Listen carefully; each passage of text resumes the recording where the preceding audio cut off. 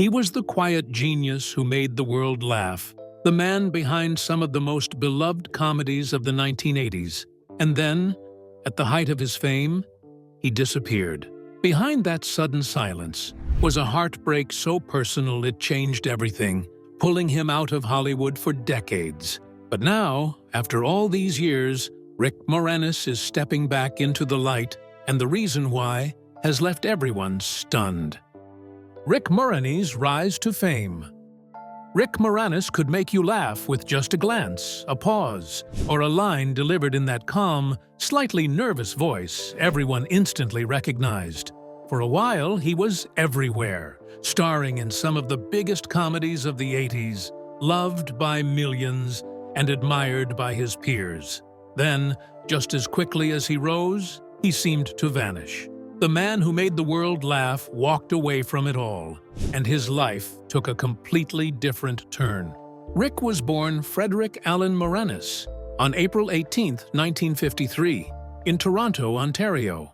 Like most kids in his neighborhood, he went to local public schools, and as luck would have it, one of his classmates was Geddy Lee, who would later become the lead singer and bassist for the legendary Canadian rock band Rush. Rick wasn't the loud, attention-seeking type. He wasn't the class clown in the traditional sense. Instead, he had a subtle kind of humor that would later define his career. After finishing high school, he spent 2 years studying philosophy at York University. It was there that he started thinking deeply about performance, communication, and what really connects with people. But books and theories could only go so far. He eventually realized that his true interest wasn't in studying human behavior, it was in performing it. In the mid-1970s, while most of his peers were settling into office jobs or graduate programs, Rick found himself behind a microphone, working as a radio disc jockey in Toronto, under the on-air name Rick Allen. DJs had a lot of personality back then, and Rick quickly stood out. He brought comedy and quick sketches into his shows, often improvising characters or playful bits between songs. This radio experience opened new doors, and through local broadcasting circles, Rick began connecting with creative minds who were experimenting with sketch comedy for Canadian television. Among them were Rob Cowan and Ken Finkelman, two figures who helped shape some of Canada's early TV comedies. Together, they worked on small CBC projects, producing offbeat sketches and parodies that allowed Rick to explore different comedic voices. The next big step came when Rick joined Second City Television, better known as SCTV, in the late 70s. This was the real turning point of his career. The show was a comedy goldmine, the Canadian counterpart to Saturday Night Live, filled with talent like John Candy, Catherine O'Hara, Eugene Levy, and Martin Short. It was here that Rick's reputation as a comedic chameleon began to take shape. His impressions were spot on, his timing razor sharp, and his ability to disappear into a character was unmatched. Week after week, viewers saw him bring to life a rotating lineup of bizarre yet lovable personalities. Whether it was an overexcited TV host, a confused bureaucrat, or a deadpan parody of a celebrity, Rick always made it feel effortless. He could make a sketch work just by standing in the background with the right expression. By the time SCTV gained a cult following in the early 80s, Rick Moranis had become one of the show's most recognizable stars. Hollywood eventually took notice. When Ghostbusters hit theaters in 1984, audiences met Louis Tully, the awkward accountant who lived next door to Dana Barrett and could never quite get her attention. It was a supporting role, but Rick turned it into something unforgettable. His improvised lines, his nervous energy, and his impeccable sense of rhythm all clicked. People loved him, and suddenly, he wasn't just a Canadian comedy export anymore. From there, his success snowballed, and by the early 90s, Rick Moranis was everywhere. He had carved out a unique niche as the character audiences rooted for because he felt so real. At the peak of his fame, Rick didn't stop at acting. He explored other creative avenues, releasing comedy recordings that mixed humor and music, a nod to his roots in both radio and performance. Years later, one of those albums, a country comedy collection, would even earn him a Grammy nomination. But then, at the height of all that success, his story took a turn that no one saw coming. A deeply personal decision that would change everything. Personal life struggles.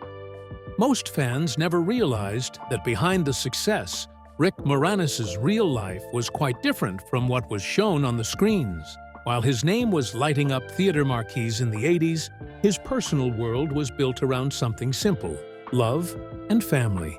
During the height of his career, Rick met Ann Belsky, a costume designer whose creativity matched his own in a different way. Ann worked behind the scenes in fashion and film, and she had an artistic spirit that Rick immediately connected with.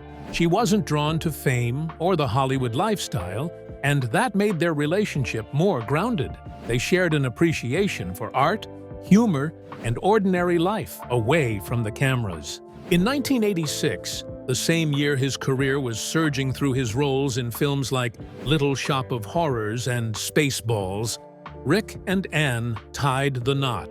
These films had made him one of the most recognizable comedic actors of the decade. But no matter how busy his schedule became, his marriage remained his anchor.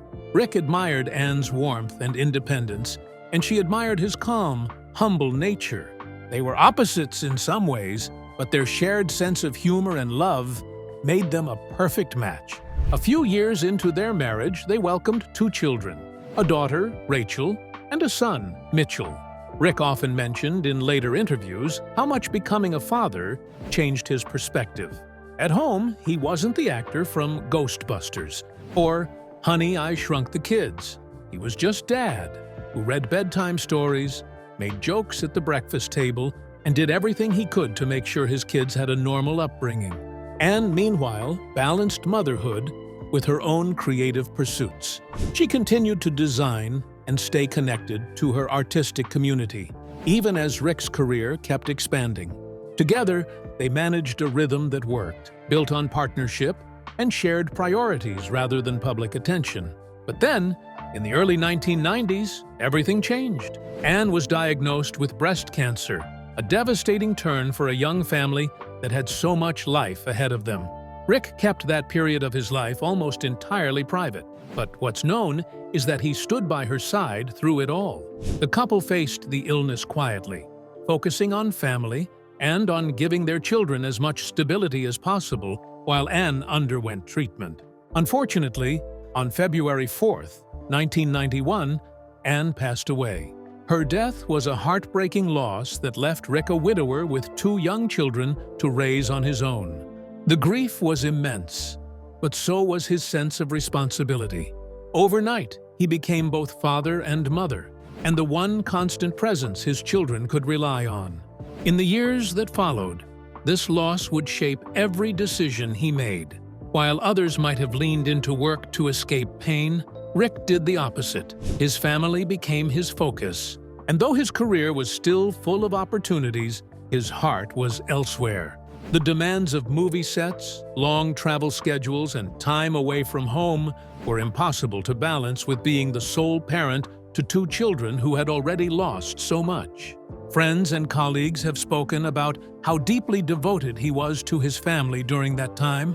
He didn't talk much about it publicly, but it was clear that his priorities had shifted completely. Hollywood, for all its success, couldn't compete with the simple responsibility of being there for his kids. That personal loss would later explain so much about his choices, especially the gradual disappearance that puzzled fans for years. But before that happened, Rick's name would make one last round in headlines for a few unexpected reasons. Rick's scandals and controversies. Rick Moranis isn't known for Hollywood feuds, public meltdowns, or reckless behavior. Still, there have been moments that showed another side of him. The man who valued creativity and independence so strongly that he often clashed with the system built to contain it. In the late 90s, Moranis began speaking more openly about the creative frustration he felt working under large studios. His career had been built in the golden age of comedy, where actors like him and his peers thrived on improvisation and collaboration. Those early sketch comedy roots shaped how he saw humor, but as big-budget productions grew more structured, that space for play started shrinking. In interviews, Moranis mentioned that he found studio films increasingly rigid. The kind of free-flowing creativity that had defined his best work in projects like Ghostbusters or Spaceballs was being replaced by carefully controlled scripts and commercial demands. He resented this trend, and he often found himself yearning for the smaller, more inventive style of work he came from. He once explained that he preferred creating his own material by writing, reworking lines, and building a rhythm that felt natural to him. Unsurprisingly, this insistence on creative input sometimes made him stand out in Hollywood, not necessarily as a troublemaker, but as someone unwilling to settle for shallow laughs. He was the kind of actor who wanted the humor to come from character, not from punchlines handed down by executives. It was rare, especially in blockbuster filmmaking, where timing and budgets often left little room for improvisation. One of the earliest signs of this independent streak actually came before he was famous, during the filming of The Breakfast Club. Most people don't know that Rick Moranis was originally cast in the film as Carl, the janitor. While it sounded like a small but memorable role that could have added his trademark comedic warmth to the movie, things didn't go as planned. Moranis' version of the character was, by all accounts, much broader and more cartoonish than the tone director John Hughes had in mind. Reports say he played the janitor with a heavy comedic accent and exaggerated physical humor, a kind of performance that clashed with the film's realistic, coming-of-age atmosphere. The producers decided to recast the role, bringing in actor John Capellos, whose subtler take fit better with the movie's emotional tone. This incident proved to industry insiders that Rick was never afraid to try something bold, even if it didn't land. Although it was a minor incident in the grand scheme of things, it revealed his instinct to approach comedy on his own terms. Years later, in one of the few public controversies he couldn't have anticipated, Rick Moranis' name made headlines again, this time as the victim of a random act of inappropriate conduct. On the morning of October 1st, 2020, while walking near Central Park West in Manhattan, Rick was suddenly confronted physically by a stranger. The altercation was completely unprovoked, caught on security footage, and quickly went viral as fans reacted with shock and disbelief. Seeing the beloved star, now in his late 60s, involved in something so heartbreaking felt unbelievable. Fortunately, Moranis' injuries were minor, but the incident was jarring nonetheless. The police identified the suspect, Marquis Ventura, and announced his arrest in November 2020. Ventura later faced charges for the assault, and while the case itself faded from headlines, it left fans shaken, partly because it was so out of character for someone whose life had been defined by privacy and calm. Rick himself didn't make a public spectacle of it. True to his nature, he stayed quiet, released no dramatic statements, and allowed the matter to be handled through the proper channels. It was a strange, brief moment where his name returned to the news cycle, not because of a film or a public appearance, but because the world was reminded how much affection people still had for him. The outpouring of support was enormous. Strangers, co-stars, and fans all echoed the same sentiment, that if anyone didn't deserve that kind of misfortune, it was Rick Moranis. Beyond that event, his career remained almost entirely free of scandal. His reputation remained intact, and people respected him, especially because he was honest about what mattered to him. The combination of that integrity, humility, and independence made him stand apart from the Hollywood crowd. And while the years ahead would see him retreat further from the industry, it wasn't bitterness or scandal that drove him. It was something much more personal, something that had nothing to do with fame at all. But even with all the respect he'd earned and the affection fans still had for him, something was changing. The appearances slowed, the interviews stopped, and before anyone realized it, Rick Moranis had quietly disappeared from Hollywood altogether. leaving everyone wondering why a man at the peak of success would simply walk away.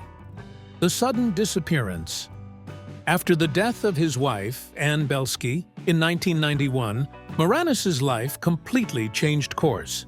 At that time, he was one of the most beloved comedic actors in Hollywood, with back-to-back hits and a reputation for bringing both heart and humor to every role he played. But at home, he was a single father with two young children who had just lost their mother. That loss left a space in their lives that only he could fill, and he knew it. Over the next few years, Rick began stepping back from acting. While there wasn't a single moment when he quit, it happened gradually with fewer roles, longer breaks between projects, and finally, a quiet withdrawal from live-action films altogether. The choice was deeply personal. In fact, he later explained that the travel demands and long shoots of Hollywood didn't fit the kind of life he wanted to give his kids. Raising them became his full-time focus. In interviews years later, he said plainly that after his wife passed, he couldn't justify being away for months at a time just to make movies. He described it without bitterness or regret. It wasn't that he didn't love acting. He did, but his priorities had shifted. When asked if he had retired, Rick clarified, saying, "I'm a single parent, and I just found that it was too difficult to manage raising my kids and doing the traveling involved in making movies. So I took a little bit of a break, and the little bit of a break turned into a longer break. And then I found that I really didn't miss it." He also spoke openly about how the creative process itself had changed for him. The spontaneity he once loved in comedy was harder to find in big studio settings. Over time, he became more selective, not because of ego, but because he only wanted to work on things that genuinely interested him. For example, in 2016, he publicly declined a cameo offer in the Ghostbusters reboot, saying, "I wish them well. I hope it's terrific. But it just makes no sense to me. Why would I do just one day of shooting on something I did 30 years ago? I'm interested in anything that I would find interesting. I still get the occasional query about a film or television role, and as soon as one comes along that piques my interest, I'll probably do it. But Ghostbusters didn't appeal to me." By the late 1990s, Rick had completely stopped taking live-action roles. To fans, it felt like he had vanished. But behind the scenes, he was still creating, just differently. He began focusing on projects that allowed him to stay close to home, balancing his responsibilities as a father with his need to stay creative. Voice acting became one of those outlets. It gave him the flexibility to perform without leaving his children for months at a time. He lent his voice to a few animated projects throughout the 2000s, occasionally reappearing in film credits, but never in the way audiences were used to seeing him. His familiar and comforting voice kept him connected to storytelling, even as he avoided the public eye. Music was another unexpected chapter. In 2005, Moranis released The Agoraphobic Cowboy, a country-inspired comedy album produced through Artist Share. The album was full of wit and humor, but also carried an understated sincerity that reflected his personality. The album received warm reviews and even earned a Grammy nomination, something that seemed to surprise him more than anyone else. Then, in 2013, he released another album, My Mother's Brisket and Other Love Songs. This one was more personal, filled with stories and reflections rooted in his Jewish heritage and family memories. It was funny, yes, but it also showed a softer, nostalgic side of a man reflecting on where he came from, not what he'd lost. Fans who listened could tell that even though he'd stepped away from acting, that same blend of humor and humanity was still there. Throughout these years, Moranis occasionally popped up for special projects tied to his comedy roots. He appeared in select reunions and took part in documentary projects that celebrated the creative scene that launched his career. These appearances were rare and low-key, but they showed that he hadn't completely closed the door on the entertainment world. Public sightings of him became a kind of small event. Fans would occasionally spot him in New York City, where he had quietly built his life. Unlike many stars who disappeared under pressure or scandal, Rick's absence carried a kind of peace to it. He was living normally, walking, running errands, and doing the things everyone else does, only without the entourage or attention. A few photos surfaced over the years, including ones taken in the 2020s, showing him looking much the same as people remembered, kind-faced, modest, and unbothered by fame. By the time those pictures appeared, decades had passed since his last major film role, and still, people spoke about him with affection and respect. And for years, that seemed to be where the story stayed, until the world started hearing whispers again that Rick Moranis might finally be coming back. The subtle comeback. For years, it felt like Rick Moranis had quietly slipped away, as if Hollywood had simply lost track of him. But then, little by little, almost like a whisper, he began to reappear, not in grand red carpet fashion, but in his own soft, understated way. His first sign of return came in 2018, and it caught longtime fans by surprise. In an episode of The Goldbergs, he reprised the voice of Dark Helmet, the character he had made unforgettable decades earlier in Spaceballs. It wasn't a big production, but a clever, nostalgic nod that showed he still had that same spark, the same comic rhythm, and the same ability to make a scene funny with barely any effort. For many fans, it was more than just a voice cameo. It was proof that Rick Moranis hadn't disappeared. He had simply stepped aside for a while. 2 years later, in 2020, he made an unexpected on-screen appearance that made headlines everywhere. Out of nowhere, there he was, standing next to Ryan Reynolds in a Mint Mobile commercial. It was quick, funny, and perfectly him. What made it remarkable wasn't the ad itself, but the fact that he agreed to do it. It was his first live on-camera moment in years, and it felt like a quiet signal that he was ready, even if just a little, to step back into public life. And so fans flooded social media with excitement and hope. Around that same period, word began spreading that Disney was developing a follow-up to Honey, I Shrunk the Kids. The project, simply titled Shrunk, was planned as a continuation of the original films, and the news that Rick Moranis was attached to reprise his role as Wayne Szalinski sent fans into a frenzy. For a brief moment, it looked like the comeback was official, but as with many Hollywood plans in the 2020s, the project stalled. Between shifting studio priorities and the delays caused by the pandemic, Shrunk quietly slipped off the active production list. Still, just knowing that he had been ready to return after so many years was enough to remind everyone why his absence had been felt so deeply. And then, in 2025, after nearly 3 decades without a major live-action film role, Rick Moranis officially returned to something familiar and legendary. The announcement hit the press with a mix of disbelief and celebration. Rick was back as Dark Helmet in a brand new Spaceballs sequel, set to be released in 2027 and produced by Mel Brooks and a new creative team who grew up idolizing the original. Reports from the set described how surreal it felt seeing him back in the costume again, sitting at the table reading, cracking quiet jokes in that perfectly dry tone that only he could deliver. It wasn't just a comeback, it was a full-circle moment. For fans who had watched his movies in childhood, this wasn't about reliving the past. It was about seeing someone they admired finally return on his own terms. Rick could do what he had always done best, and work on something that made sense to him and finally felt right. What made his reappearance even more meaningful was how unchanged he seemed. Despite all the years away, Rick Moranis was still the same modest, thoughtful man people remembered. He looked comfortable, unbothered by the spotlight, as if time had simply moved around him while he stayed true to himself. His comeback didn't feel like a career move. It felt like a reunion between an artist and the audience that never stopped waiting for him.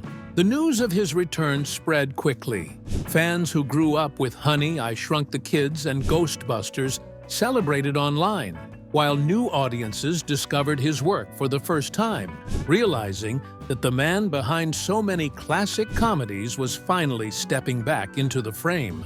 It's rare for someone to leave Hollywood completely and return decades later with that same grace, but that's exactly what Rick Moranis did. And now that he's finally back, the question everyone wants answered is simple. After all these years, where is Rick Moranis now? And what kind of life has he built for himself away from the cameras? Where is Rick now? Today, Rick Moranis lives the kind of life most people in Hollywood only dream about. One that's private, balanced, and completely on his own terms. After years of choosing family over fame, he has settled into a quiet rhythm that suits him perfectly. He's never been one to chase attention, and even now, after decades in the public eye, he moves through life with the same calm, understated grace that defined his career. Over the years, fans have caught glimpses of him here and there, usually in New York City, where he's been spotted on casual walks or running errands, looking relaxed, approachable, and content, much like he always did.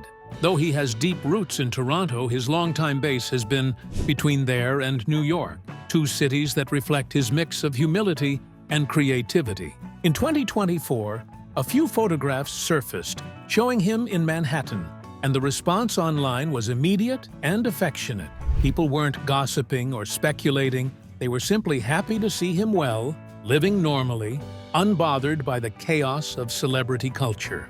In truth, Rick Moranis has never been the kind of person who needed constant reinvention. His strength has always been in knowing exactly who he is. When fans ask what he's doing now, the answer isn't complicated. He's living quietly, occasionally working, and staying selective about what projects feel right. The fame, the headlines, the hype, all that was never what mattered to him. As far as health and public life go, there's been no sign of long-term issues. After the unfortunate incident in 2020, his representatives confirmed that he had only suffered minor injuries and was recovering well. Since then, there haven't been any reports of health problems or major public struggles. At 72, he looks healthy and content, choosing a low-profile life rather than the constant noise of Hollywood events. He remains open to creative work, but on his terms, as always. This same attitude seems to guide him even now. If something feels meaningful or fun, he'll do it. If not, he's happy staying out of the spotlight. His return for the upcoming Spaceballs sequel has reignited interest in his work, but it hasn't changed him. He isn't using it as a launchpad to rebrand or rebuild a career. It's just one more chapter, something creative he wanted to do. For Rick, acting was never about staying relevant. It was about the joy of performance, the craft of comedy, and the connection with audiences who appreciated his sincerity. That sincerity still defines him. Rick Moranis may not appear on screen often, but his presence has never really gone away. He's right where he's always been, steady, thoughtful, and unforgettable. What's your favorite memory of Rick Moranis? Drop your answers in the comment section below. If you enjoyed this video, don't forget to click on the next video on your screen, like this video, and subscribe to our channel for more updates.